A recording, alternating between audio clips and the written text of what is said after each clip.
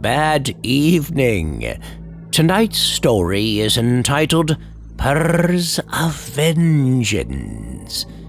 Chelsea was a vision, a princess without a kingdom, her beauty a crown that shone even in her darkest hours.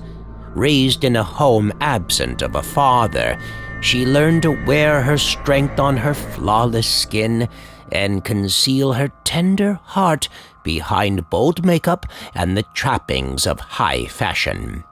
With dark silken hair that cascaded like a waterfall and eyes sharp and angelic, Chelsea drew attention wherever she went. But beneath the striking facade, she longed for simplicity, a faithful love, a life unblemished by betrayal.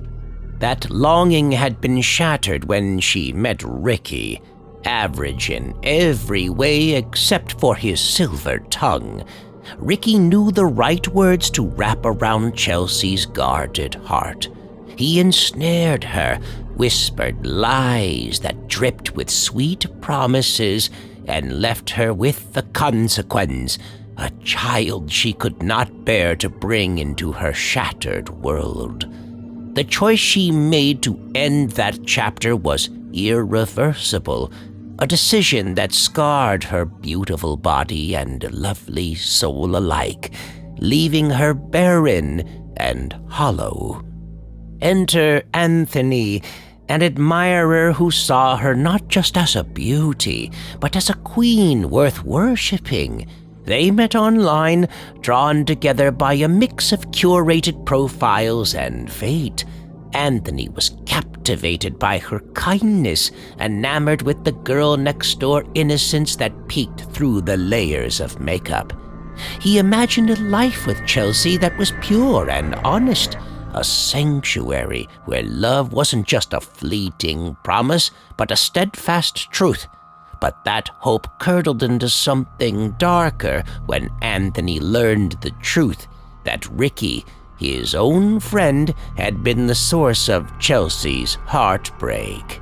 Anthony was an amateur artist who used his passion for music to communicate his deepest convictions.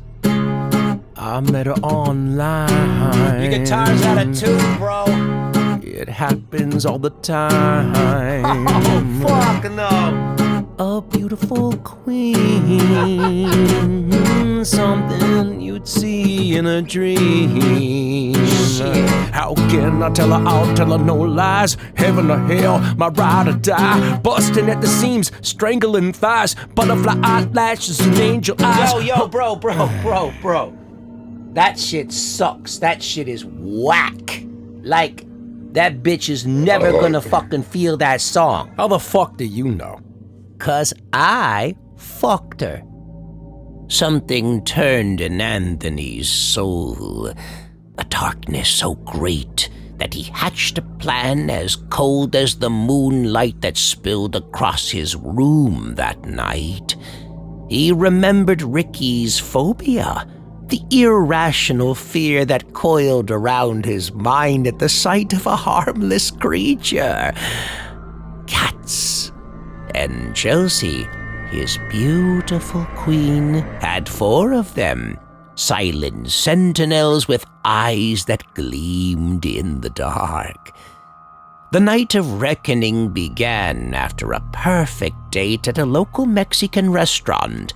Chelsea, warm with tequila and the thrill of Anthony's gentle touch, pulled him into a kiss at her doorstep. The taste lingered, her breath sweet with trust. She invited him inside, but Anthony only helped her to her bed, whispering reassurances as her eyelids drooped. He waited until the house was quiet before gathering her 4 cats into their carriers. Under a shroud of darkness, Anthony drove to Ricky's dilapidated apartment. He knew exactly where to find the spare key. Ricky's foolishness had always made him predictable. Dressed in a catsuit that bristled with synthetic fur, Anthony unlocked the door and set Chelsea's feline companions free. Each wore a GoPro strapped snugly to its body, blinking with red recording lights like tiny watchful eyes. The cats, sensing new territory, slinked through the rooms with silent curiosity. Their padded feet glided across the wooden floor, paws tracing Ricky's scent to his bedroom. He stirred in his sleep as the first curious purr filled the room, a low vibration that danced at the edge of his consciousness. He opened his eyes to see a pair of yellow ones staring back at him with perfect black reptilian slits. Panic seized Ricky like a vice. He leapt from his bed, yelping as another cat brushed past his legs. He swatted wildly, disoriented by the moving shadows and the low, echoing meows.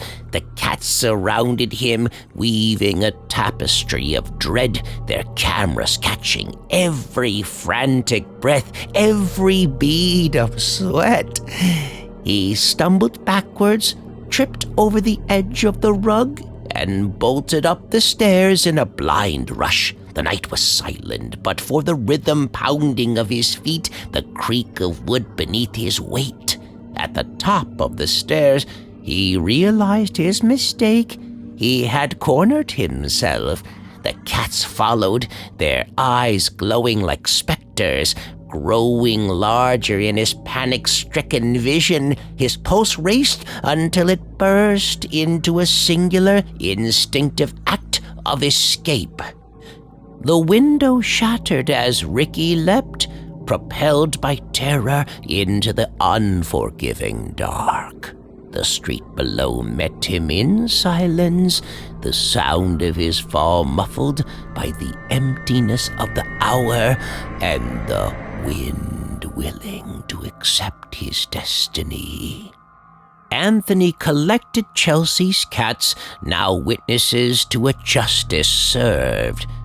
Back at his apartment, he compiled the footage into a video, the frames filled with Ricky's terror, the shattered window, and the silence that followed. The next day, Chelsea awoke to a message on her phone. Attached was a video from Anthony. Heart thudding, she watched as the events unfolded on screen, her mouth parting in a silent gasp. But shock melted into an understanding smile, tears lining her eyes, not from fear, but gratitude. Anthony's message came at the end of the video, words overlaid on the final frame. For my queen, forever protected, will you marry me? Chelsea's fingers trembled as she typed back a single word, one that carried the weight of every broken dream now pieced back together. Yes.